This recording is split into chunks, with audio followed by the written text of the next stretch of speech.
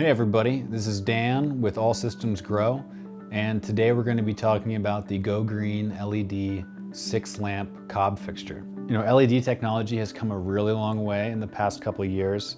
A lot of people, when they hear the words LED, think of those purple and blue 3 to 5 watt chips, really generic stuff that really can't put the weight on your plants that you're going to be looking for. And really, these Cree 3070 chips are some of the newest LED technology available, and they're putting out an extraordinary amount of lumens per watt that they're using up. So this lamp is something that's going to compete with your 600 watt HPS fixture. It's got 6 Cree 3070 top end chips, and each has its own heat sink and fan. This is going to come in a nondescript box when you get it, but when it does get to you, it's packed securely, styrofoam on all sides of it, and I think a really great feature, it ships with the hanging hardware that you need. Everything you need to get this light up and running comes to you in the box right off the bat. I already know from having this in a tent overnight that it's got what plants crave. It's like Brondo. So let's head over to the tent. Let's go veg mode. Let's flip this guy on here. Put my sunglasses on. So as you can see, that is super bright. I'm sure I'm bleeding out here on the camera. Let's bring it back down here so you guys can see here. Okay, and this is only in veg mode. Your fall off is right around the corners of the 3x3.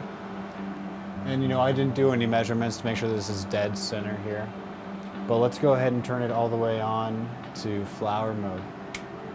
And you're getting really nice, even illumination throughout. You know, obviously your hot spot's gonna be dead under the light, just like it would be with an HPS. But this is throwing out a lot of light for an LED that's only using 300 watts of electricity. Here we are in front of the LED to my right and the HPS on my left. And as you can kind of see, they're pretty evenly matched.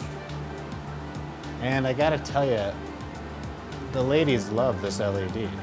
You know, it's just hitting the wavelengths that the plants need. And the HPS, a lot of the light, it might be visible to your eyes as visibly brighter, but a lot of that's getting turned into heat, and a lot of it, you know, the plants can't use. It's not in their spectrum.